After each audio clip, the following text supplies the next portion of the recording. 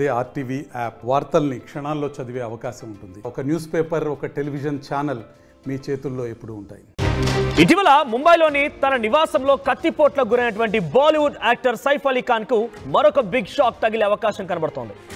ఆయన పూర్వీకులకు చెందినటువంటి దాదాపు 15,000 కోట్ల రూపాయల ఆస్తిని ప్రభుత్వం స్వాధీనం చేసుకోబోతుందనే వార్తలు పెద్ద ఎత్తున వస్తున్నాయి. 2015లో ఈ ఆస్తులపై విధించినటువంటి స్టేను మధ్యప్రదేశ్ హైకోర్టు తాజాగా ఎత్తివేసింది.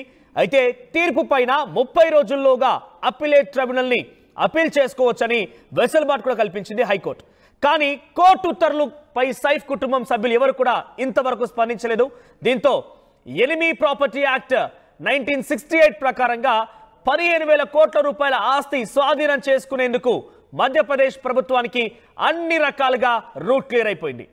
ఇక ప్రభుత్వం స్వాధీనం చేసుకోబోయేటువంటి ఈ ఆస్తుల్లో ప్రముఖ నూర్ అస్ సబా ప్యాలెస్, దారూస్ సలాం, హబీబీ బంగ్లా, అహ్మదాబాద్ ప్యాలెస్, కోహెఫిజా ప్రాపర్టీతో పాటుగా సైఫ్ అలీ ఖాన్ తన బాల్య జీవితాన్ని గడిపినటువంటి ఫ్లాగ్ స్టాఫ్ హౌస్ కూడా ఉన్నాయి. ఎనిమీ ప్రాపర్టీ 1968 ప్రకారంగా దేశ విభజన సమయంలో పాకిస్తాన్కు వలస వెళ్లిన వారి ఆస్తులను స్వాధీనం చేసుకునేందుకు కేంద్ర ప్రభుత్వానికి అధికారం ఉంటుంది. అయితే ప్రస్తుత మధ్యప్రదేశ్ రాజధాని భోపాల్ చివరి నవాబు హమీదుల్లా ఖాన్, ఆయనకు 3 కుమార్తెలు ఉన్నారు. అందులో పెద్ద కూతురు అబీదా సుల్తాన్ 1950లో పాకిస్తాన్కు వెళ్ళిపోయారు. ఇక రెండో కుమార్తె సాజిదా సుల్తాన్ నవాబ్ ఇఫ్తాఖర్ అలీ ఖాన్ పటోడీని పెళ్లి చేసుకొని ఇండియాలోనే ఉండిపోయారు. దీంతో ఆమె సహజంగానే హమీదుల్లా ఖాన్ ఆస్తులకు వారసురాలయ్యారు. సాజిదా మనవడే సైఫ్ అలీ ఖాన్ ఈ ఆస్తులో కొంత భాగాన్ని కూడా వారసత్వంగా పొందాడు ఆయన.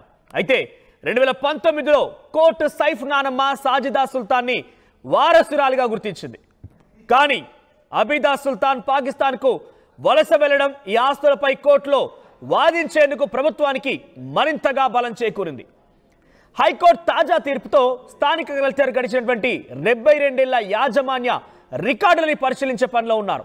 ప్రస్తుతం సైఫ్ ఫ్యామిలీకి చెందినటువంటి భూముల్లో నివాసం ఉంటున్నటువంటి వ్యక్తులని కౌలుదారులుగా పరిగణించే అవకాశాలు కూడా ఉన్నాయి. దీంతో ఆయా భూముల్లో స్థిర నివాసం ఏర్పాటు చేసుకున్నటువంటి 150,000 మంది ఆందోళన వ్యక్తం చేస్తున్నారు. మరిన్ని వీడియోస్ కోసం ఛానల్ ని సబ్స్క్రైబ్ చేయండి. లేటెస్ట్ అప్డేట్స్ కోసం వాట్సాప్ ఛానల్ ని ఫాలో చేయండి. అండ్ లింక్ డిస్క్రిప్షన్ లో ఉంది.